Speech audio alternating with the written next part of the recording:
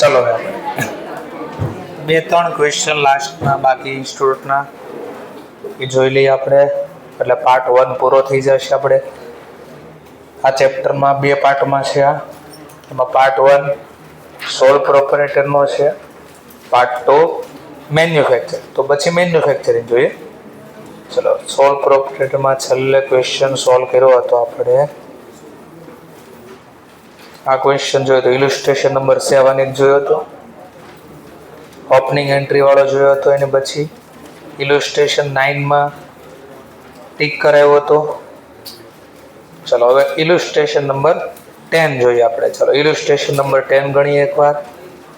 ક્વેશ્ચનમાં કીધું છે પ્રિપેર કરો ટ્રેડિંગ અકાઉન્ટ, P&L અકાઉન્ટ અને બેલેન્સ મોહન ઓન ધેટ એટલે આપી છે તારીખ. ચલો તો સ્ટાર્ટ કરીએ આપણે. ચલો એક ક્વેશ્ચન આખો આપણે સોલ્વ કરીએ.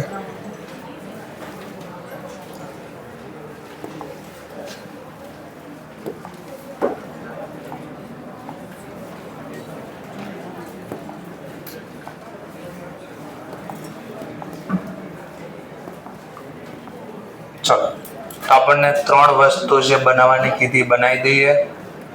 પહેલું કામ એક્ઝામમાં ટીક કરી દો, એડજસ્ટમેન્ટ નંબર ટીક કરી દો. ડેપ્રિસિએશનનો લખતો છે ફર્નિચર, તો અહીંયા તમને જ્યાં ફર્નિચર દેખાડવું હોય ત્યાં નંબરિંગ આપી દો સેકન્ડ નંબર, એટલે બીજા નંબરનો હવાલો છે. એક્ઝામમાં આવું ટાઇટલ લખી દેવા જેના બુક્સમાં કીધું હોય ઇન બુક ઓફ, જેનું નામ આપ્યું એ લખી દેવાનું. આપણને કીધું છે ટ્રેડિંગ અકાઉન્ટ તૈયાર કરો, કઈ તારીખનું તૈયાર કરવાની ડેટ ને એવું પછી હમણાં નીચે અંદર લખી દઈશું બેલેન્સ શીટમાં. આની સાથે સાથે આપણે બીજા ડેટા બી જોઈશે, P&L ને લગતા ડેટા જોઈશે. તો P&L ને લગતા ડેટા બાજુમાં બનાવી દઈએ આપણે. અને ઓર એક ડેટા જોઈશે જે છે બેલેન્સ શીટને રિગાર્ડિંગ,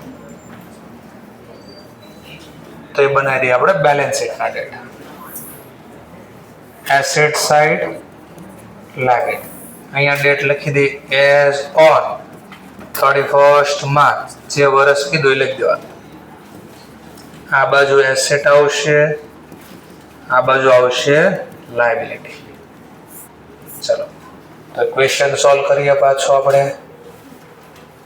તો સ્ટાર્ટ કરીએ 1 બાય 1. એડજસ્ટમેન્ટ નંબર ટીક કરી દીધા. હવે આપણે ઇલ્યુસ્ટ્રેશન 10 મિસ્ટર મોહન, તો બુક્સમાં જે બાકી તો લખી દઈએ મિસ્ટર મોહન. હવે આપણે એમાં જે ઇન્ફોર્મેશન જે આવતી હોય ને લખીએ. જેમ કે ફર્સ્ટ ઓફ ઓલ કેપિટલ આપ્યું છે, તો કેપિટલ ક્યાં લખાય? બેલેન્સ શીટમાં લાગે, ઇનર કોલમમાં લખવાનું. એટલે અમાઉન્ટની 2 કોલમ બનાવાય, અમાઉન્ટની 2 કોલમ બનાવવી, એટલે ગણતરી માટે, અને એક આઉટર કોલમ બને સરવાળો બાદબાકી રાખો. તો અહીંયા હું પહેલા કેપિટલ લખી દઉં ઇનર કોલમમાં 6,50,000, કારણ કે આમાં હવાલો આવે, એટલે પ્રોફિટ ગણવાનો હોય ને લોસ, એટલે આને હંમેશા ઇનર કોલમમાં લખવાનું. ચલો સેલ ક્યાં લખાય? ટ્રેડિંગ અકાઉન્ટમાં ક્રેડિટ સાઇડ. ચલો હવે આને ઇનર કોલમમાં લખવાનું. શું કામ? પરચેઝ રિટર્ન સેલ રિટર્ન હોય તો અંદરથી લેસ કરવો પડે, એટલે તો અહીંયા બી 2 કોલમ બનાવે. 9,70,000 નહીં હોય રિટર્ન તો ડેશ કરીને આઉટર કોલમમાં લઈ લેશો ભાઈ સરવાળો. પરચેઝ, તો પરચેઝ ને બી હંમેશા અહીંયા એક લાઈન હંમેશા છોડ દેવાય ઓપનિંગ સ્ટોક માટે. પરચેઝ આ પણ હંમેશા ઇનર કોલમમાં લખવાનું 4,30,000, કારણ કે આના ઉપર પણ પરચેઝ રિટર્ન હોઈ શકે. જેટલું લખાય છે ને બધાને ટીક કરી દેવાનું, એટલે બીજી વાર ખબર પડે શું બાકી છે. અડધેથી ક્વેશ્ચન ચાલુ કરવી તો ખબર પડે ફરીથી ક્યાંથી બાકી.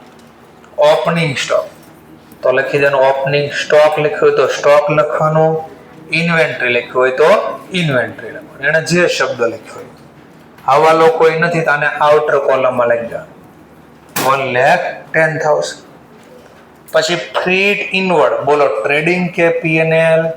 ટ્રેડિંગ. હા, વેપારને લગતા, વેપાર એટલે વસ્તુ ખરીદીને ગોડાઉનમાં લાવવા સુધીના જે ખર્ચા ને એ વેપારના ખર્ચા, એ અહીંયા લખવાના.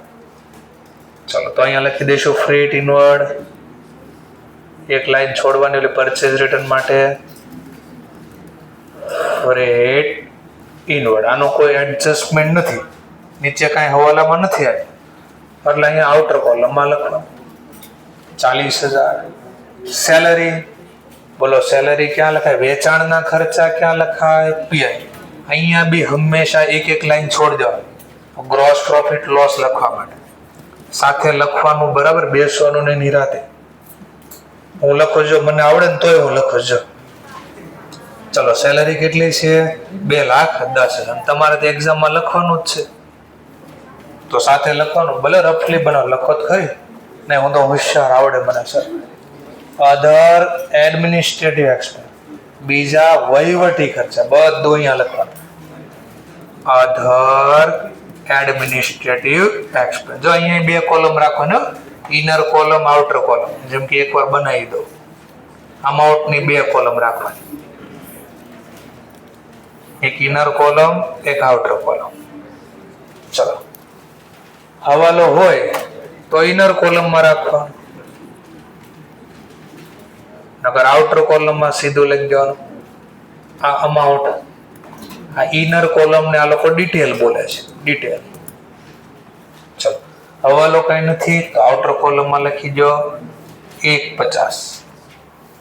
ધેન આફ્ટર ફર્નિચર, જો હવાલો હતો ફર્નિચર આપણી એસેટ કહેવાય તો બેલેન્સ શીટમાં ક્યાં લખવાનું? એસેટ સાઈડ, ઇનર કોલમમાં, બીકોઝ એડજસ્ટમેન્ટ હતું. ફર્નિચર કેટલાનું? 350. ચલો એડજસ્ટમેન્ટમાં જોવાનું નીચે શું કીધું તો એડજસ્ટમેન્ટમાં તો કે આપણને ડેપ ગણવાનું કીધું. જો કેટલા ટકા? 10%. તો હવાલાની કેટલી અસર? શા માટે 2 અસર?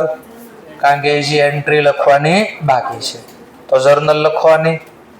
Depreciation account debit to furniture account. તો એક અસર અહીંયા ફર્નિચર ઘટાડવા. લેઝર પોસ્ટિંગમાં સામેનું નામ ડેપ્રિસિએશન. કેટલા % કીધા? તો જો ગણતરી દેખાડવી પડે, અહીંયા બતાડો અથવા અહીંયા કોઈ પણ એક જગ્યાએ બતાડી દે. મેં કીધું આપણે પીએનએલમાં બતાડવી છે તો આના 10%, 35. અને આઉટર કોલમમાં સરવાળો 3,15,000. તો ઇનર કોલમ, આઉટર કોલમ. બીજી અસર પીએનએલ માં ડેબિટ સાઈડ ડેપ્રિસિએશન. અને હવે અહીંયા ગણતરી દેખાડો કઈ રીતે આવે તો 3,50,000 એના 10%. તો બોલો કેટલા થશે? 35,000. ચલો લખો તો વધારે સારું. તમે 10 વાર બોલશો પણ હું નહીં લખું સર. ટ્રેડ રિસીવેબલ અને ટ્રેડ પેયેબલ એટલે કોણ કહેવાય? ડેટર અને ક્રેડિટ. તો હવે આમાં કોના કેટલા છે? તો સિમ્પલ, ડેબિટ બેલેન્સ હોય ડેટર ની હોય, ક્રેડિટ હોય ક્રેડિટર. ક્રેડિટર એટલે ટ્રેડ પેયેબલ. આ જશે બેલેન્સ કારણ કે પર્સનલ ખાતા છે, એસેટ છે, એક લાયબિલિટી છે તો અહીંયા લખવાનું ડેટર. ચલો ડેટર માં છે સર, ડેટર જે નામ આપ્યું એ લખવાનું.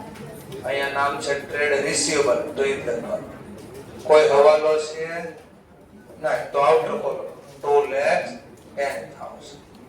ચલો ક્રેડિટર તો અહીંયા બી ઇનર કોલમ, આઉટર કોલમ રાખી છે ક્રેડિટર. અને અહીંયા છે ને 4-5 લાઈન છોડી દેવાની. એટલે કેપિટલમાં નેટ પ્રોફિટ ને ડ્રોઈંગ એનું ઇન્ટરેસ્ટ એના માટે ક્રેડિટર. કોઈ એડજસ્ટમેન્ટ નથી એટલે આઉટર કોલમ 1,90,000. ચલો ધેન આફ્ટર રિટર્ન આપ્યું જો, પણ આ કયો કોનો રિટર્ન તો કીધું નથી આપણને, તો કેમ ખબર પડશે આપણને? તો ડેબિટ બેલેન્સ હોય તો વિચાર પરચેઝ રિટર્ન કરવી, તો પરચેઝ રિટર્ન તો જમા કરવી આપણે, તો ક્રેડિટ બેલેન્સ હોય. સેલ રિટર્ન હોય, સેલ કર્યું હોય ત્યારે ક્રેડિટ કર્યું, રિટર્ન થાય ત્યારે ડેબિટ. ટૂંકમાં ડેબિટ છે કોનો છે? Cell return. અને ક્રેડિટ માહિતી છે કોની છે? Purchase return. તો સેલ રિટર્ન ને પરચેઝ રિટર્ન અહીંયા લાઈક લેસ થાય માઈનસ સેલ રિટર્ન, તો સેલ રિટર્ન ના છે 20000 અને આઉટર કોલમમાં પછી સરવાળો, તો 970 માંથી 20 ગયા 950 એમ પરચેઝ રિટર્ન બી છે minus purchase return, purchase return ના છે 12000 આઉટર કોલમમાં સરવાળો જશે 430 માંથી 12 4 ને 18 તો ઇનર કોલમ એક આઉટર કોલમ આ બે કોલમ બનાવી દો ઓટોમેટિક. ચલો આ બી લખાઈ ગયું, ટિક કરી દેવાય. ડિસ્કાઉન્ટ, ડિસ્કાઉન્ટમાં ડેબિટ બેલેન્સ છે જો, તો આપણો ખર્ચ કહેવાય કે આવક, ડેબિટ હોય તો ખર્ચ, તો પીએનએલ માં ડેબિટ બાજુ લખાવ ડિસ્કાઉન્ટ. આ બધાને કેમ એક અસર આપી છે આપણે, એક અસર કેમ આપી છે, એક ઓલરેડી કાચો સળિયો બનતા પહેલા લખાય. ચલો બેડ ડેટ, ચલો બેડ ડેટ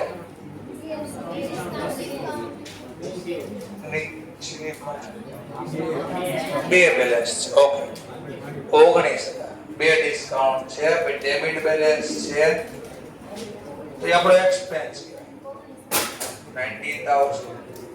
ન આવડે તો કોઈ ટેન્શન નહીં લેવાનું, પણ એનો ઘા નહીં કરવાનો. ડિટેલ આવો મહેનત કરશો એટલે આવડશે, ભાંગતોડ કરવાથી આવડે. ડિસ્કાઉન્ટ, ડિસ્કાઉન્ટ જમા બાકી છે તો credit 9000. Bad debt, bad debt લખાય પીન માં ખર્ચો છે, પણ યાદ કરવાનો આ ઇનર કોલમમાં લખો કે આઉટર કોલમમાં.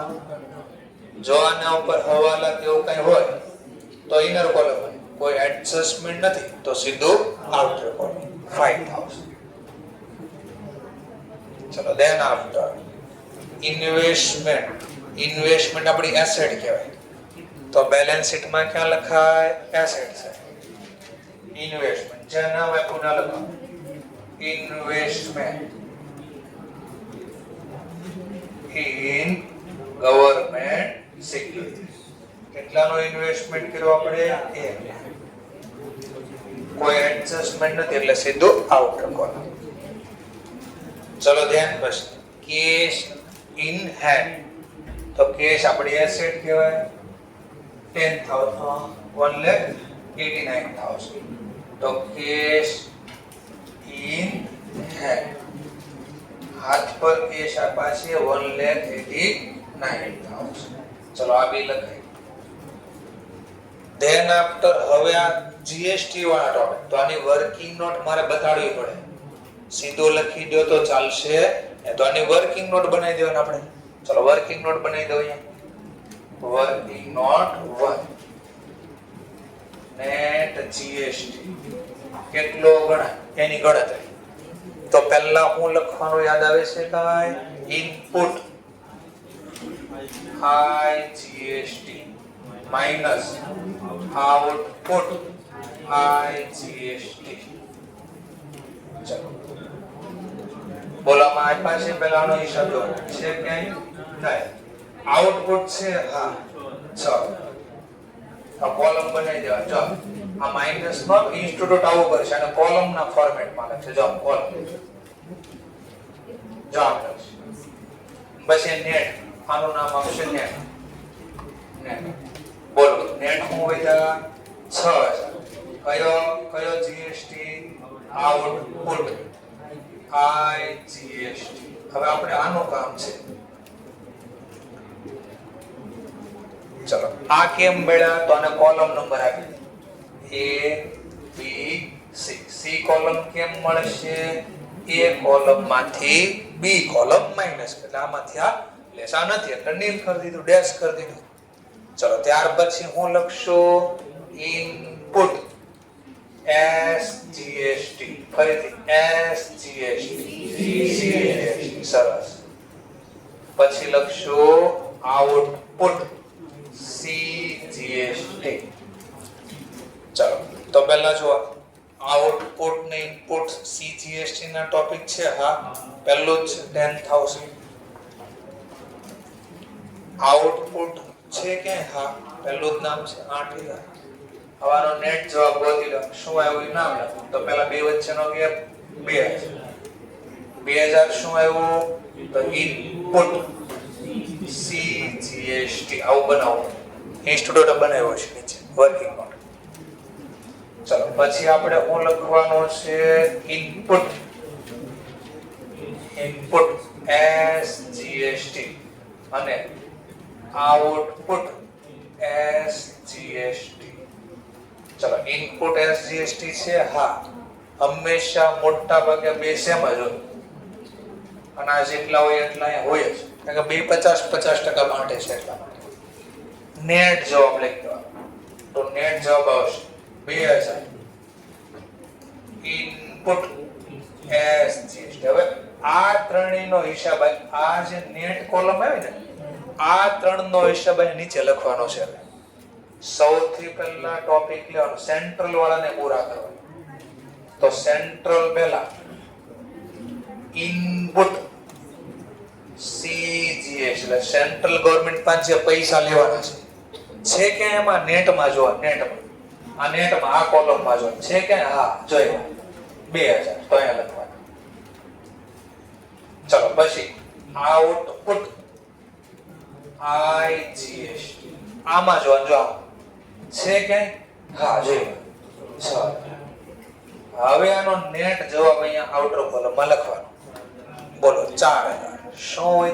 4000 આઉટપુટ IGST.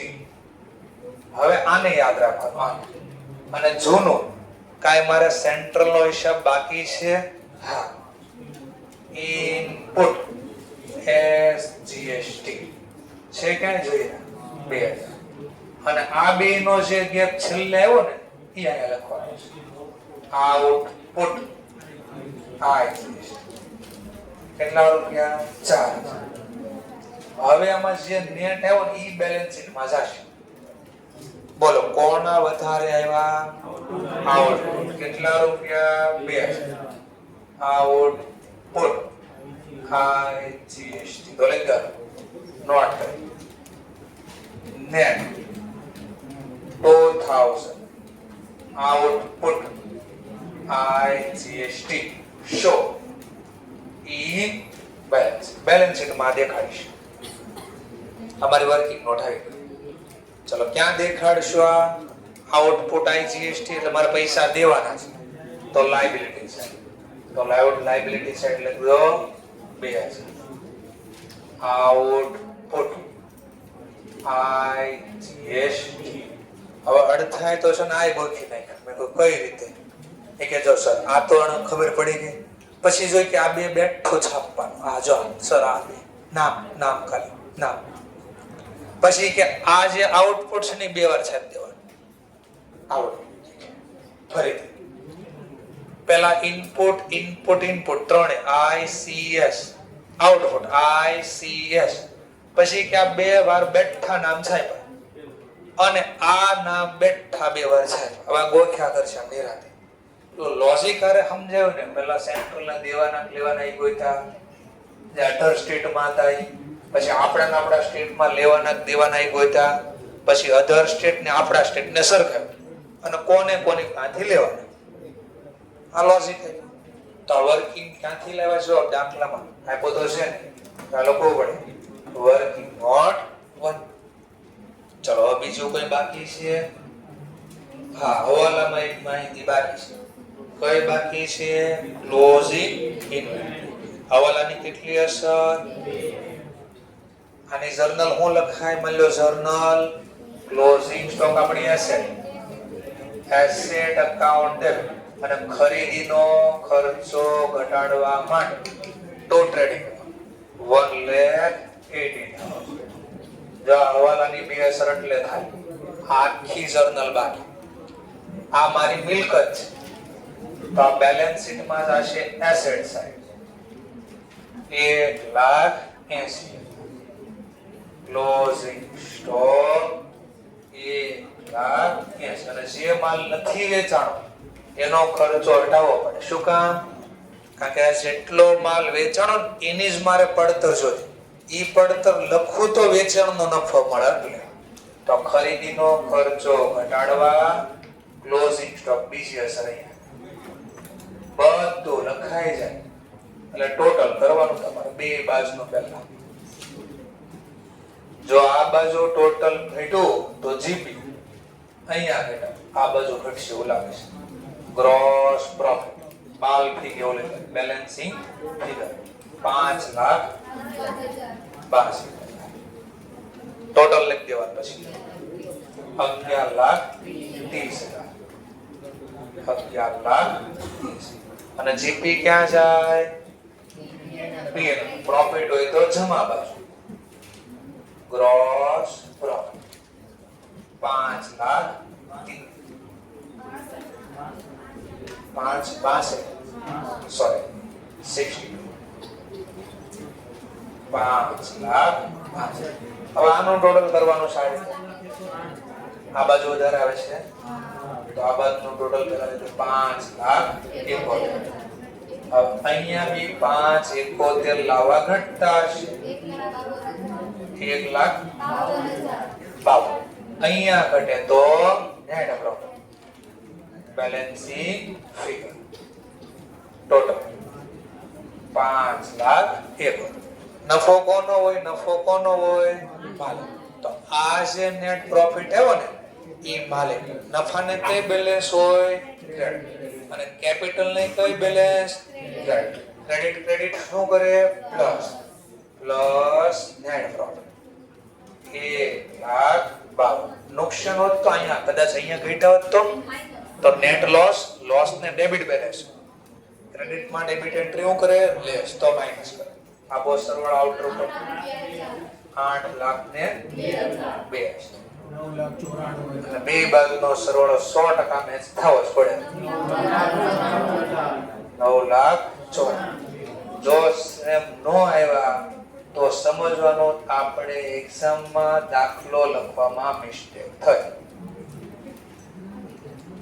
જો એટલે બે બાજુનો ટોટલ મેચ થાય છે આટલું પ્રેઝન્ટેશન તમારે આપવાનું આ 6 માર્ક્સ 8 માર્ક્સ માં હોય બીકોઝ હવાલા જાજા નહોતા 4-5 હવાલા નાખી દેશે તો આનો દાખલો 12 માર્ક્સ 15 માર્ક્સ 16 માર્ક્સ ને 20 માર્ક્સ માં લ્યો બહુ વધારે હવાલા નહીં તો ડિપેન્ડ ઓન કેટલા એડજસ્ટમેન્ટ આવ્યા જેટલા એડજસ્ટમેન્ટ વધારે એટલો સ્કોર વધારે સમજાણો ટોપિક ચાલો પાછી એકાદી પ્રેક્ટિસ જોઈએ હા જો આન્સર જોઈ લો inner column outer column PNL માં કોઈ હવાલો નતો એટલે એક જ કોલમ બનાવી છે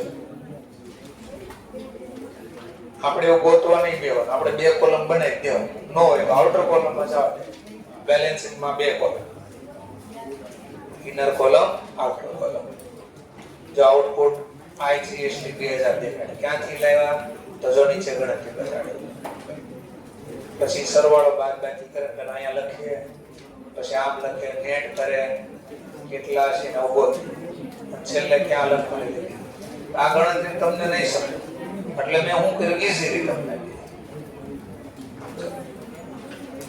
હવે આવો પેજ નંબર 11 સોરી 11 ઇલુસ્ટ્રેશન 11 ચલો પાછો છેલ્લી લાઈન વાંચો હું કે આ તો કે છે ઓપનિંગ જર્નલ એન્ટ્રી પાર્ટ તો માથાકૂટ જ નથી અને આપણને આપ્યું છે બેલેન્સ શું કરવાનું એસેટ સાઈડ જેટલા નામ હોય ને ડેબિટ જોમાં નવું ક્યાંક આવશે હમણાં પહેલા હું લખીશ journal fix asset account debit inventory account debit trade receivable account debit to cash account debit જો પ્રોવિઝન નહીં લખો પ્રોવિઝન ને કઈ બેલેન્સ હોય ક્રેડિટ તો હું 2 લખીશ તો જર્નલ ફરીથી બોલું છું fix asset account debit inventory account debit asset માં લખી 1,25,600 ઇન્વેન્ટરી માં 2,06,400 પછી ટ્રેડ રિસીવેબલ માં લખીશ 1,88 ડેબિટ અને લખીશ પછી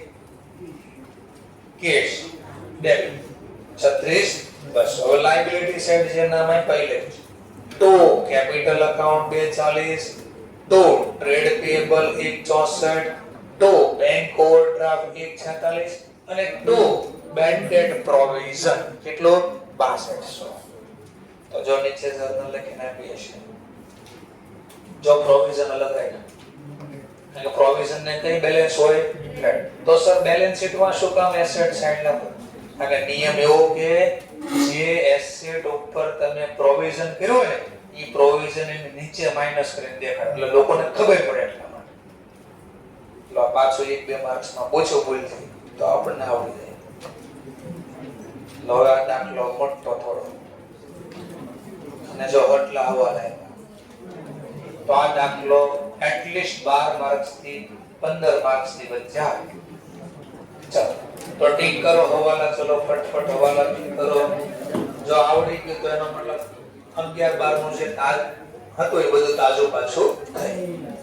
ચલો building use for business by 5 bad depreciation. તો બેલેન્સ ટ્રાયલ બેલેન્સ માં જાઓ, એમાં ક્યાંય બિલ્ડિંગ દેખાય છે? હા, તો ત્યાં જો હવાલો લખવાનો 1 અને કૌંસમાં 1 એટલે 1 નંબરના હવાલામાં બહુ બધા નામ છે. તો જો બિલ્ડિંગ ગોતી લો ઉપર બેલેન્સ શીટમાં ક્યાંય દેખાય છે બિલ્ડિંગ? તો જો ગોતી લો બિલ્ડિંગ ક્યાં આવે છે? હા, ચાલો building.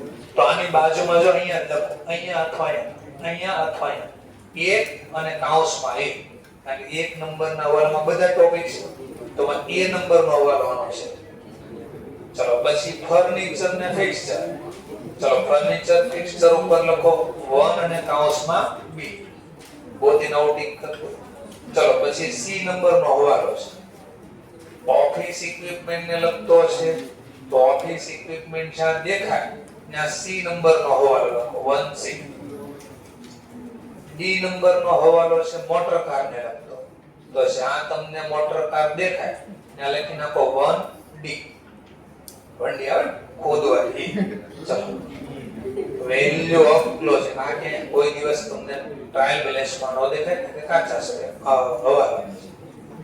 2 month rent for godown is outstanding. ચલો તો વિચારો રેન્ટ ક્યાં હોય? P&L માં, સોરી ટ્રેડિંગ એકાઉન્ટમાં ડેબિટ. તો ટ્રેડિંગ માં ડેબિટ ગોતવા અડધાનું ધ્યાન છે હું બોલું છું. ટ્રાયલ બેલેન્સ માં ગોતો પહેલા ક્યાં છે અને હવાલા નંબર ટીક કરો. ચલો રેન્ટ ક્યાં દેખાય છે? Rent for godown. તો જે નંબરનો હવાલો છે ટીક કરજો. કેટલા નંબરનો છે? ત્રીજો, ચોથો? ત્રીજો. તો એ 3 નંબર લખી. ચલો ત્યાર પછી interest on loan from Vishwanath is payable 12% per annum. This loan was taken. કઈ તારીખે? તો વિશ્વનાથની ઉપર લોન દેખાતી હોય ને 4 નંબરનો હવાલો ટીક કરો. લોન લખ્યું હશે અથવા વિશ્વનાથ લોન એવું બેમાંથી એક લખ્યું is લોન ફ્રોમ વિશ્વનાથ. તો અહીંયા ટીક કરવાનો હવાલો જે નંબરનો હવાલો છે. ચલો ત્યાર પછી provision for bad debt maintain કરવાનો છે કોના ઉપર? જો આ બધાને છે ને 11-12 માં ગોખેલું. શું ખબર?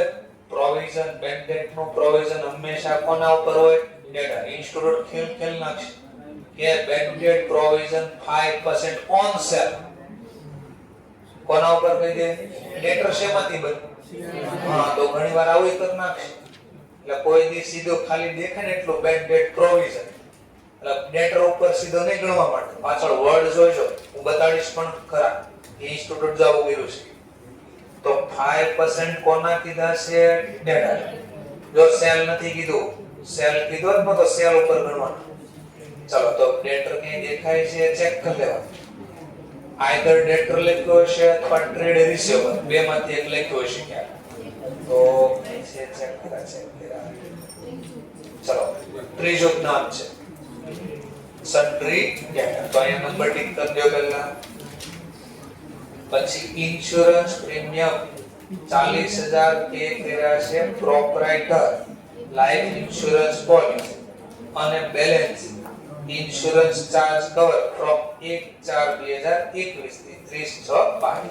તો પહેલા ઇન્સ્યોરન્સ પ્રીમિયમ ટ્રાયલ બેલેન્સ માં ગોતો. ઇન્સ્યોરન્સ આયો આને ટીક કર્યો પહેલા. પછી લખવા બેન ત્યારે ડિટેલ માં વાંચો. પહેલા નંબરિંગ ખાલી આપી દેવાનું. અપાઈ ગયા નંબરિંગ. હવે આની બે રીત છે લખવા, બરાબર છે. આટલું થઈ ગયા પછી બે કઈ બે રીત? તો ઘણા સ્ટુડન્ટ આમાંથી શું કરે છે ખબર? પહેલા હવાલાના ટોપિક પૂરા કરી દે. ઘણા કહે છે હવાલા કોણ ગણવા બે, કેટલી માથાકૂટ ને કેટલી વાર લાગે. આપણે હવાલા વગરનો બેઠો શાંતિ, ઈ તો માર્ક્સ આવી જાય. હવાલો ગણવામાં ખોટો પડ્યો તો બે રીત છે. તો સમય જો ઓછો હોય તો પહેલા કોઈ હવાલા નહીં લેવાના. કેમ? કારણ કે હવાલા ગણવા પડે ને, અને હવાલા સિવાયની માહિતી ગણવાની જ નથી, ખાલી જે આવતી હોય એને લખવાની છે. તો તમને જે બેટર પડે લખો. પહેલા તમારે હવાલા ગણવા તોય ઠીક છે સર, મારે તેમાંય નથી, હું તો ક્રમમાં જ લખીશ. તો ત્રીજો ઓપ્શન છે, જે માહિતી ક્રમમાં આવતી જાય પહેલેથી ચાલુ કરવા, પહેલેથી લખવાનું ટીક કરવાનું. એટલે આને આડાવડું ન થાય, સમજ્યા? આડાવડું. તો જેને જે રીતે મજા આવે એ રીતે આ ક્વેશ્ચન સોલ્વ કરે. મેં 3 ટેકનિક આપી. જો સમય બહુ ઓછો હોય, સમય બહુ ઓછો તો સિમ્પલ હું કરવાનું, હવાલા વગરની માહિતી પહેલા છાપી દેવાની, આટલા માર્ક્સ તો આવી જાય. પછી હવાલા કરો. અને જો ઇનફ ટાઈમ છે તો પહેલેથી જ ચાલુ કરો, એટલે વચ્ચે લખણ કઈ બાકી જ ન હોય, ગોતવું જ ન પડે ક્યારે. ક્લિયર મુદ્દો? ચલો સ્ટાર્ટ કરીએ. ચલો ફરજિયાત બધાને બનાવવાનો છે, કમ્પલસરી છે, કોઈ ઓપ્શન નથી. અને જેને લખાણો છે એને જો એક્ઝામમાં બેસવા દેવાનો છે. હું ચેક કરીને બેસવા દેશે, તમે પહેલા નહીં બેસવા દે. બનાવો. ચલો છેલ્લી એક્ઝામ હશે ત્યારે સરી તો બ્રેકમાં ઉતારો કરી દઈશ, તમે તો ટેન્શન ન લો. વાહ, એ વાત તારે બરાબર, એકદમ મસ્ત વાત. આ કામ મને ગમે.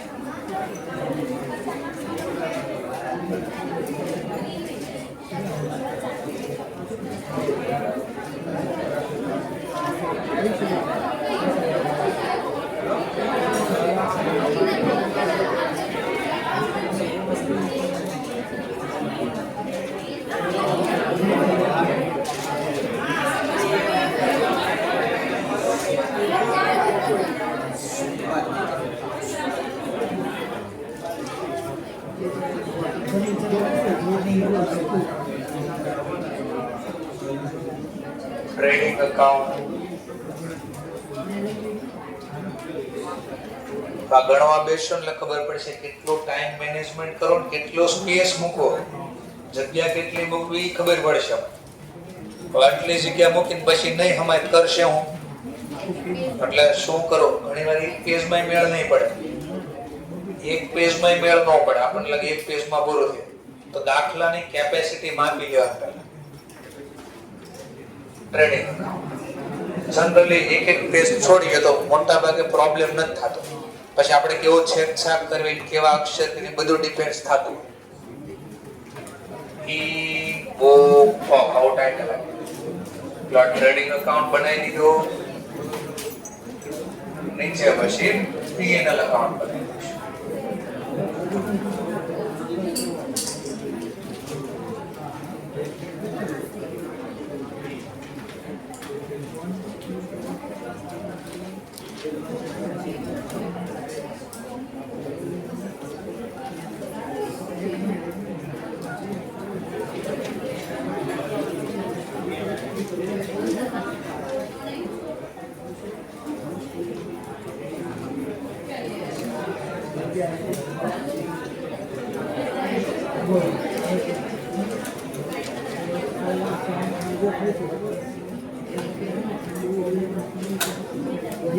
ચલો અહીંયા બનાવી દીધો આપણે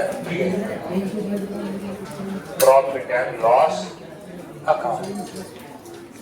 આ બાજુ પછી બેલેન્સ શીટ બનાવી દઈશું. બે કોલમ બેલેન્સ શીટમાં બનાવી દેવા. બેલેન્સ શીટ એઝ ઓન જે તારીખ કીધું એ લખી દેવા. બે કોલમ આની બનાવી દેવાની, ઇનર કોલમ આઉટ. આટલું કામ કરી દેવાનું. જેમ જેમ જરૂર પડતી જશે એમ ડેટામાં લખતા જશું.